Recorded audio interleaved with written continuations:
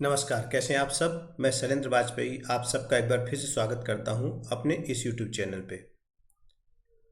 आज हमारा टॉपिक है सिसिलियन ड्रैगन। बेसिकली ये वीडियो कई पार्ट में बनेगा। एक पार्ट में किसी भी ओपनिंग को कवर करना तो बहुत मुश्किल है, तो इसको कई पार्ट में बनाया जाएगा और एक एक पार्ट को आपको देखने पे धीरे धीरे वीडियोज मिल जाएंगे और आपकी ओपनिंग जो सिसिलियन ड्रैगन है, अगर आप अच्छे से लर्न करोगे तो आपके कॉन्सेप्ट क्लियर होते जाएंगे और इसमें आपको रिजल्ट मिलने लगेगा। लाइफ में हम लोग बहुत तरह से काम करते हैं, छोटे छोटे काम, बड़े बड़े काम, जो भी हो, लेकिन एक चीज़ सबसे इम्पॉर्टेंट रहती है, किसी भी काम पे हम अपना बेनिफिट, गेन या फिर रिस्क जरूर देखते हैं। चाहे छोटा काम हो चाहे बड़ा काम हो, सेम चीज़ हर एक ओपनिंग के कुछ माइनस पॉइंट होते हैं, कुछ प्लस पॉइंट होते हैं। आपको ये समझना होता है कि वो ओपनिंग पर्टिकुलरली चेस में हमें क्यों खेलना है। बहुत पुरानी कहावत है, नो रिस्क नो गेन। इसका मतलब क्या है कि अगर आप लाइफ में कई बार रिस्क नहीं लेते तो हो सकता है वही सबसे बड़ा रिस्क हो। कई बार हम जब रिस्क नहीं लेते, हम वहाँ पे डिसीजन नहीं लेते, तो कई बार डिसीजन न लेना या रिस्क न लेना सबसे गलत डिसीजन होता है। तो नो रिस्क नो गेन का मतलब क्या है कि जब हम रिस्क लेते हैं तो गेन करने के चांस होते हैं, और रिस्क नहीं लेंगे तो कई बार हम गेन करने के चांसेस को भी खो देते हैं। इसको चेस के लैंग्वेज में ऐसे बोलते हैं डबल एज पोजिशन, या फिर आप ऐसे बोलोगे तलवार के धार पे चलना। जैसे ये सिसिलियन ड्रैगन, सिसिलियन ड्रैगन जितना रिस्की है उतना रिजल्ट ओरिएंटेड भी है। मतलब इसमें रिस्क भी है और रिजल्ट आने के चांसेस भी है। रिस्क केवल ब्लैक के लिए नहीं है, रिस्क दोनों के लिए है। हाँ, वाइट के पास कुछ ऑप्शंस होते हैं जिसमें वाइट बहुत अग्रेसिव न जाके कुछ साइड लाइन ले सकता है, अग्रेसिव प्ले को अवॉइड करने की कोशिश कर सकता है, देन वहाँ भी ब्लैक की पोजीशन ठीक होगी। तो पहले समझते हैं कि आखिर सिसिलियन है क्या, फिर समझते हैं ड्रैगन क्या है, फिर समझते हैं इसके कुछ कुछ लाइंस क्या है मेन, एंड देन एक एक टॉपिक एक एक वीडियो में कवर करते जाएंगे। ओके, तो वाइट यहाँ पे कई मूव खेल सकता है। जब वाइट की फर्स्ट मूव होती है, लाइक वाइट कर सकता है pawn push, E4, F4, D4, C4 भी पॉपुलर है, एंड नाइट F3। ये कुछ जो मेन है, जो स्टार्टिंग में पॉपुलर है, मोस्ट पॉपुलर है E4 फर्स्ट मूव वाइट की तरफ से, फिर D4 वाइट की तरफ से, फिर C4 वाइट की तरफ से पॉपुलरिटी है, नाइट F3 भी पॉपुलर है, और रेयर पॉपुलर है F4। ये कुछ 4-5 ऑप्शंस हैं जो मोस्टली आपको गेम में देखने को मिले। 1, 2, 3, 4 एंड 5। नाइट C3 भी कुछ हद तक खेला जाता है, ठीक है, बट उतनी पॉपुलरिटी नहीं है। तो ये कुछ ऑप्शंस हैं जो खेला जाता है। अब हर एक ऑप्शंस पे ब्लैक को अपने ऑप्शंस प्रिपेयर करने होंगे।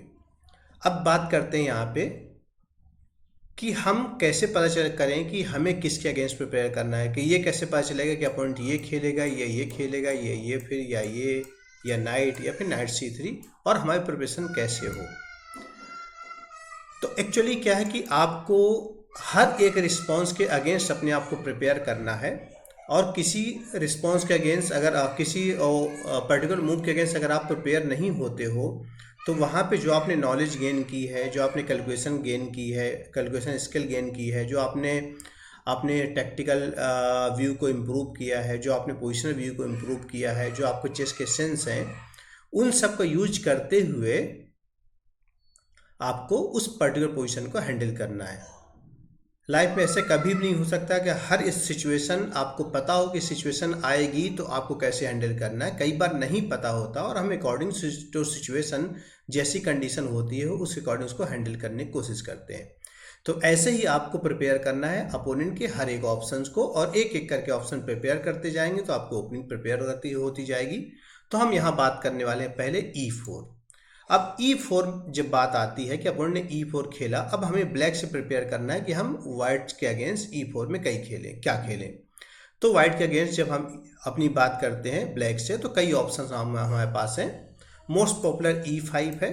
एक्चुअली E5 और C5 दोनों आज की डेट में मोस्ट पॉपुलर हैं। अप डाउन चलता रहता है, कभी वो ऊपर हो जाता है, कभी कौन सा E5 या फिर कभी C5, दोनों पॉपुलरिटी है। देन आपके पास ऑप्शन है E6, C6, D5, night F6 भी खेला जाता है, और भी कई ऑप्शंस हैं। मेन हो गए 1, 2, 3, 4, 5, 6, ये सब कुछ मेन ऑप्शंस हैं। G6 भी कुछ हद तक खेला जाता है, ठीक है। अब यहाँ पे फिर से आपको अपना ऑप्शन प्रिपेयर करना है कि आपको क्या खेलना है। तो क्या आप जो भी खेलना शुरू कर दोगे, वो प्रिपरेशन करना शुरू कर दे, क्या वो ठीक होगा? नहीं, हमेशा नहीं। कई बार ऐसा भी होता है, कई तरह की पोजीशन पर्टिकुलरली किसी पर्टिकुलर प्लेयर के नेचर को सूट नहीं करती। अगर ऐसा लगता है तो आपको हो सकता है चेंज करना पड़े, ठीक है। बट ये हमेशा सही नहीं है। जैसे अगर आप लाइफ में अग्रेसिव नहीं हो और आप यहाँ पे बोर्ड पे अग्रेसिव प्ले करते हैं, तो हो सकता है वो आपके लिए ठीक ना हो। बट ये भी हमेशा सही नहीं है। ऐसा भी देखा गया है कि जो लाइफ में अग्रेसिव नहीं है, वो अपने अग्रेसिवनेस को, यानी कि अपने जो अग्रेसिव चीज़ें हैं उसको दबा के रखा हुआ है और उसको बोर्ड पे लाने की कोशिश करता है और बहुत अच्छा अग्रेसिव प्ले करते हैं। ऐसे भी केसेस हैं। तो ये आपको खुद समझना होगा, या फिर आपका कोई कोच या आपके कोई मेंटोर जो वो हेल्प कर सकता है इसको समझने में। तो हम अभी यहाँ पे टॉपिक बात करने वाले हैं C5। अब C5 पे अगेन वाइट के पास कई ऑप्शन है और यहाँ आपने C5 चला तो ये सिसिलियन डिफेंस बन गया। अब वाइट यहाँ कई तरह से खेल सकता है और आपको हर एक ऑप्शंस के अगेंस्ट अपने आप को प्रिपेयर करना होगा। जैसे अपोनेंट कर सकता है D4, यहाँ पे डायरेक्ट अपोनेंट कर सकता है B4, मोस्ट पॉपुलर है नाइट F3, C3 पॉपुलर है, नाइट C3 पॉपुलर है, ठीक है। इन सब ओपनिंग्स के अलग अलग नाम हैं और नाम अभी जो है एक मूव चलने के बाद हो सकता है वो दूसरा नाम बदल जाए, क्योंकि कई बार जो पोजीशन एक पोजीशन है दूसरे पोजीशन पे कन्वर्ट भी हो जाती है, दूसरी ओपनिंग बदल जाती है। तो अभी नाम पे हम बहुत डिटेल में नहीं जाएंगे, क्योंकि ज़्यादा से ज़्यादा चीज़ों को सिंपल रखना है। तो जो आपका टॉपिक है उससे ना भटकते हुए आते हैं यहाँ पे मेन लाइन पे।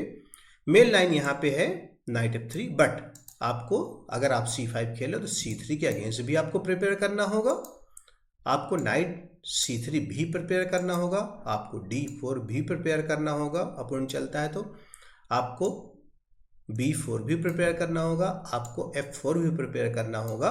बट हम यहाँ पे पहले स्टार्ट करेंगे नाइट F3 से। क्यों नाइट F3 से? क्यों? सिंपल सी बात है। सपोज आप एग्जाम देने जा रहे हो तो ज़्यादा जो क्वेश्चन ज़्यादा नंबर्स के आने के चांस होंगे या जो क्वेश्चन ज़्यादा पूछा जाएगा, पहले आप उसको लर्न करोगे, पहले उसको रीड करोगे, बाद में उसको देखते हैं जिसके चांसेस कम है। तो यहाँ पे हम बात कर रहे थे नाइट C3, तो नाइट C3, देन यहाँ हम खेलते हैं D6, अपोनेंट करेगा D4। यहाँ भी अपोनेंट फोर्स नहीं कि D4 करे, अगर ये D4 करता है देन यहाँ पे बाइफर्केशन फिर से है। यहाँ जब इसको करते हैं टेक, या फिर अपोनेंट ने जब ये पॉन पुश किया तो ये बनता है ओपन सिसिलियन।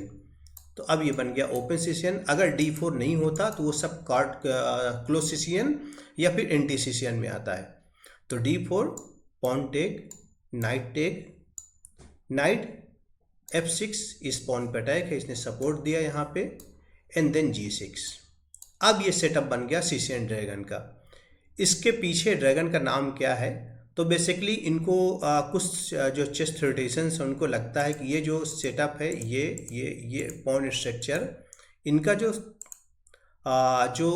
आगे का फेस है ये ड्रैगन की तरह है। आप इससे कन्विंस हैं या नहीं, आपको ड्रैगन का फेस लगता है नहीं लगता, ये आप बाद में कमेंट बॉक्स में बता सकते हैं। इसलिए इसका नाम रखा गया सिसिलियन ड्रैगन, ठीक है। तो यहाँ पे मूव आई, सपोर्ट दिया, देन बिशप G7। अब ये जो बिशप है, अब यहाँ पे अपोनेंट चल सकता है bishop E3, then bishop G7। ये जो बिशप है इसको हम बोलते हैं ड्रैगन बिशप। ये सबसे इंपॉर्टेंट रहेगा पूरे गेम पे और बहुत चीज इस बिशप के रोल पे डिपेंड करेगा। ये बिशप आप कैसे यूज कर पाते हो, या फिर अपोनेंट इस बिशप को एलिमिनेट करता है, इसको हटाता है तो कैसे हटाता है। एंड देन यहाँ पे फिर दूसरे ऑप्शन अपोनेंट के पास है, यहाँ पे जो दूसरी अगली मूव है पॉन पुश, कैसलिंग, और यहाँ अपोनेंट के पास कई ऑप्शंस हैं। इसको हम अगले वीडियो में फिर कवर करेंगे।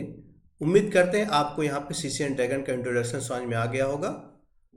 अगर आपको वीडियो अच्छी लगी है तो इसको लाइक करिएगा, और चैनल अब नए हैं, अगर आपने पहले इस चैनल में कभी विजिट नहीं किया है तो इसको सब्सक्राइब करिएगा, और आपको अच्छा लगे तो आप अपने फ्रेंड सर्किल में इसको शेयर कर सकते हैं। और कुछ आपको पूछना हो तो आप कमेंट बॉक्स में या फिर व्हाट्सएप के थ्रू भी मुझसे कोई भी क्वेश्चन कर सकते हैं। ओके, चलिए, वीडियो देखने के लिए आपको बहुत बहुत धन्यवाद।